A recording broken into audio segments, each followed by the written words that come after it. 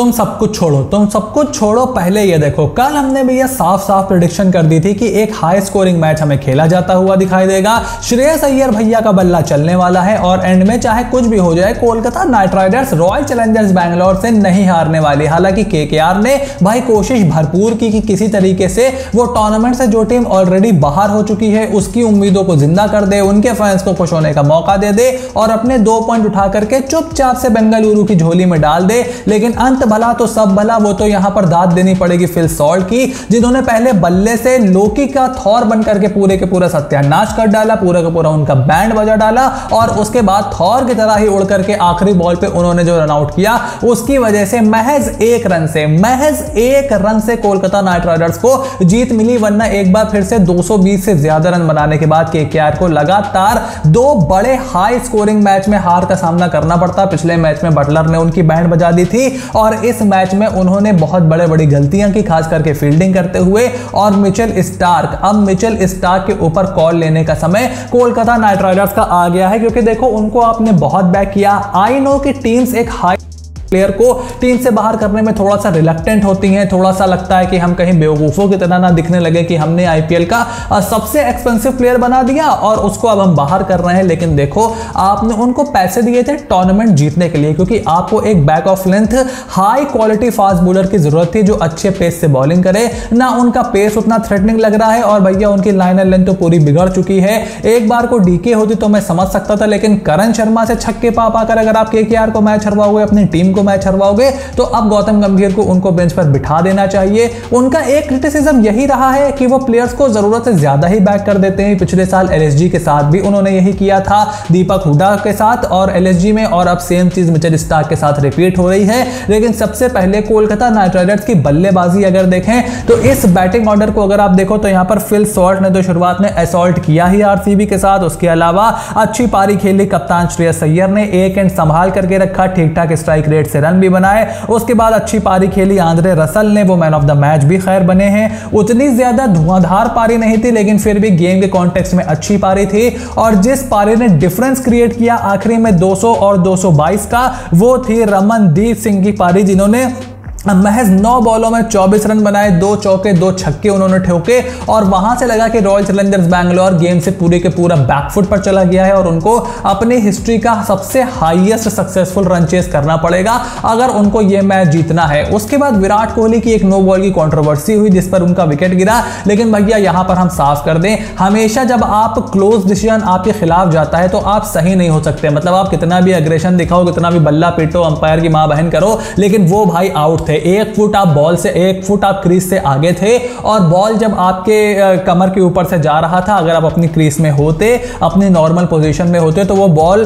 सीधे जाकर के स्टंप्स में लग रही थी। अब स्टंप पे अगर कोई बॉल लगे तो आप उसको नॉट आउट दे दोगे। चलो मान लो अब हर्षित राणा की यही बॉल थी और विराट कोहली के बल्ले पे लगने की जगह बॉल पूरी की पूरी मिस हो जाती और जाकर के स्टंप पे लगती, तो क्या आप नो बॉल ले लेते? आई मीन कम ऑन यार, have some sense, have some common sense. Cricket expert फालतू की नौटंकी करना भाई बंद कर दो। वो एक फेयर तरीके से आउट डिसीजन था और बहुत ही सही डिसीजन था, उसके ऊपर कोई भी कंटेस्ट अब यहां पर नहीं होना चाहिए। लेकिन उसके बाद विल जैक्स, जिनको विराट कोहली के आउट होने के बाद पावर प्ले में बल्लेबाजी का मौका मिला और 6वां ओवर मिचेल स्टार्क को देकर के, पावर प्ले का लास्ट ओवर मिचेल स्टार्क को देकर के श्रेयस अय्यर ने बहुत ही बड़ी गलती की थी और वहीं से जो पूरा मोमेंटम था वो सेकंड इनिंग में रॉयल चैलेंजर्स बैंगलोर की तरफ शिफ्ट हुआ। अगर आप देखो तो विल जैक्स ने एक बहुत ही कमाल की पारी खेली, 32 रन में 55 रन उन्होंने बनाए 32 गेंदों में, 23 बॉल्स में 52 रन रजत पाटीदार ने ठोके। सूर्यश शर्मा की उन्होंने बहुत पिटाई की।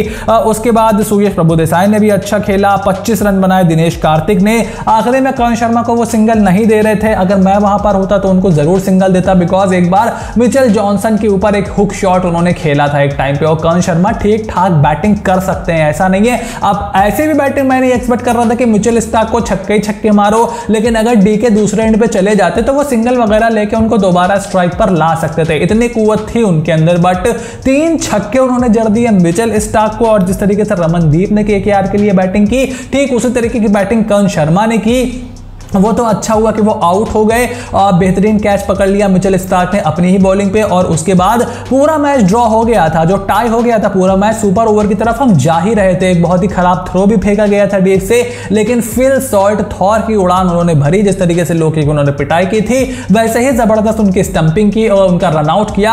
अब आप समझ गए होंगे कि मैं फिल सॉल्ट को पिछले 2 साल से केकेआर में लाने की वकालत क्यों कर रहा था। अब सुनील नारायण को मैंने बोला था कि टॉप ऑर्डर में नहीं खिलाना चाहिए, केकेआर ने उनको खिलाया, उन्होंने अच्छा किया, हमने उसके लिए उनकी तारीफ की, लेकिन हमको बहुत सारे लोगों ने उड़ाया कि देख लिया सुनील नारायण ने कितनी बढ़िया बैटिंग की, तुझे क्या आता है, अपने मतलब कीबोर्ड पूरा का पूरा फोड़ डाला उन्होंने। लेकिन हमने भाई ये भी बोला था कि मिचेल स्टार्क को 24 करोड़ में खरीद करके गलती की है केकेआर ने, वो तो तुम लोग नहीं पॉइंट आउट करोगे कि हाँ भाई तुम ठीक कह रहे थे। पहला मैच हरवा दिया था तुमको उसने, सनराइजर्स हैदराबाद वाला, वो जो 13 रन हर्षित राणा ने आखिरी ओवर में बचाए थे, वो मैच तुम हार गए थे। आज तुमको हरवा दिया था, वो तो कहो अच्छा हुआ फिल सॉल्ट ने, और खुद भी उसने अंधे चुटकी एक कैच पकड़ लिया, वरना आज भी तुम हार गए थे। तो 4 पॉइंट अपने कम होते, ये जो 3 पे 2 पे पॉइंट्स टेबल में आप टॉप 4 में बने हुए हैं, पुदुक के आप नंबर 6 पर आ जाते और अभी अपने कंबल के नीचे रो रहे होते, ठीक है ना। तो मिचेल स्टार्क को मेरे हिसाब से उनके ऊपर अब कॉल ले लेनी चाहिए। और भाई कल अगर वो आकर के 3 विकेटें ले लेना तो भैया मेरे डीएम में आग मत लगाना। हम आज के मैच की बात कर रहे हैं, फ्यूचर नहीं प्रेडिक्ट कर रहे हैं। जो आज परफॉर्मेंस है उसके बेस पे आप उनको बाहर कर सकते हो, बट अब प्रॉब्लम ये है कि आपके दुश्मन था चमीरा को खिलाओगे, वो खुद भाई इंजरी से उठ करके आ रहा है, और वो कौन सा बहुत बड़ा ग्लेन मैकग्रा है जो एक लाइन और लेंथ पकड़ करके बॉलिंग करेगा, वो खुद इधर उधर फेंक करके पिटते रहते हैं। चेतन साकरिया को आप खिला सकते हो, साकिब हुसैन को खिला सकते हो, बट बहुत ज्यादा एक्सपीरियंस इनके पास है नहीं, काफी लंबे समय से बेंच पर भी बैठे हैं। और चेतन साकरिया को अगर आप खिलाते हो तो एक ओवरसीज स्लॉट आपका फ्री हो जाएगा, लेकिन फिर कोई हाई एंड पेस आपके पास नहीं बचेगी।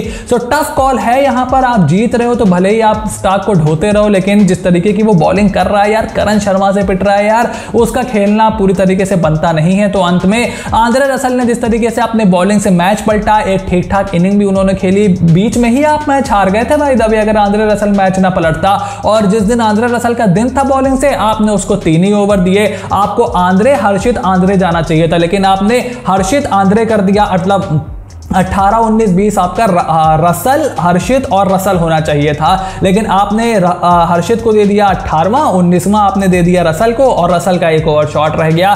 सो श्रेयस अय्यर को जितना मैं रिस्पेक्ट करता हूं, जितनी उनकी कदर करता हूं, उनको एडमायर करता हूं, उनकी तारीफ करता हूं एज ए कैप्टन, आज कुछ कॉल्स उनके चौंकाने वाले यहां पर जरूर थे। But hey, Kolkata Knight Riders ने यह मैच जीत लिया है। एक बड़ा मैच हारते हारते, एक out of the tournament team से हारते हारते वो बच गए हैं, बट अब नेक्स्ट मैच में उनको जरूर यहां पर कुछ चेंजेस करने चाहिए। और इससे पहले आप मेरे से बोलो कि भाई जीटी और पीबीकेएस के मैच का रिव्यू क्यों नहीं किया, तो मैं आपको बता दूं कि जिस समय मैं ये वीडियो शूट कर रहा हूं, रात में मुझे थोड़ा सा काम है, तो अभी जीटी और पीबीकेएस का मैच चल रहा है। 142 रन चेस कर रही है यहाँ पे गुजरात टाइटंस, होपफुली उनको चेस कर लेने चाहिए। अभी उनकी पारी बस शुरू हुई है। और जल्दी से अगर आज के मैच की बात करें तो आज खेला जाएगा आईपीएल 2024 का 38वां मुकाबला between Mumbai Indians and Rajasthan Royals. अब टूर्नामेंट की शुरुआत में राजस्थान रॉयल्स ने एक तरफा मुंबई इंडियंस की बैंड बजाई थी कि आज उसको वो रेप्लिकेट कर पाएंगे अपने होम ग्राउंड में, जो कि उनका जयपुर में लास्ट मैच है आईपीएल 2024 का। ये देखना बहुत ही इंटरेस्टिंग होगा। और अगर आज फटाफट दोनों टीमों की प्लेइंग 11 देखें तो राजस्थान रॉयल्स में बहुत ज्यादा बदलाव हो, इसके चांसेस थोड़े से कम जरूर दिखाई दे रहे हैं। यहां पर जायसवाल, बटलर, सैमसन, पराग, हेटमायर, जुरेल, पावल, अश्विन, बोल्ट, आवेश और युजवेंद्र आपको प्लेइंग 11 में दिखाई देंगे।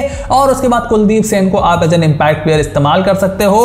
अगर नांद्रे बर्गर को आप खिलाना चाहते हो, अगर अपने पुराने जो आपने जिस स्ट्रेटेजी के साथ शुरू किया था आईपीएल, वहां पर जाना चाहते हो, अगर उनकी फिटनेस अलाउ कर रही है, सो आप उस तरफ भी देख सकते हो। बिकॉज मुंबई इंडियंस का जो मिडिल ऑर्डर है, हाई एंड पेस के सामने Hardik Pandya, Tilak Varma, even Tim David थोड़े से ससेप्टेबल हो सकते हैं, बट वो उनकी फिटनेस पे डिपेंड करेगा।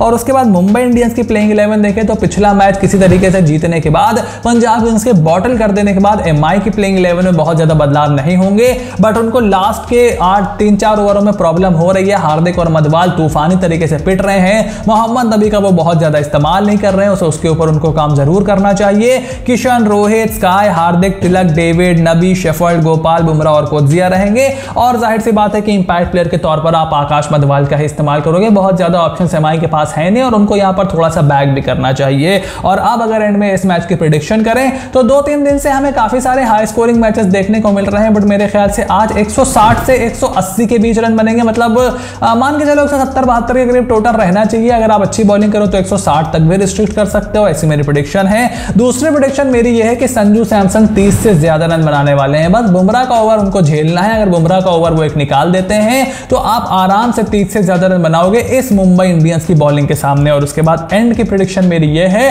कि राजस्थान रॉयल्स इस मैच को जीतने वाली है। अब एक टाइम पे मैं मुंबई भी सोच रहा था, बट यार आरआर जिस फॉर्म में चल रही है और एमआई जिस तरीके से अंडर द पंप है, राजस्थान रॉयल्स थोड़ी सी ज्यादा चांसेस मुझे यहां पर प्रबल दिखाई दे रहे हैं। और पिछले कुछ सालों में उनका जो पलड़ा है वो एमआई के ऊपर भारी भी रहा है। इस साल शुरुआत में एक बार ऑलरेडी उनको लपेट चुके हैं। So I am going with Rajasthan Royals. आपका जो ओपिनियन हो कमेंट बॉक्स में लिख करके जरूर बताओ। चैनल को सब्सक्राइब करो, नोटिफिकेशन की घंटी बजाओ ताकि इस तरीके के प्रीव्यूज और रिव्यूज आपसे बिल्कुल भी मिस ना हो। So stay tuned and I will see you soon in the next video.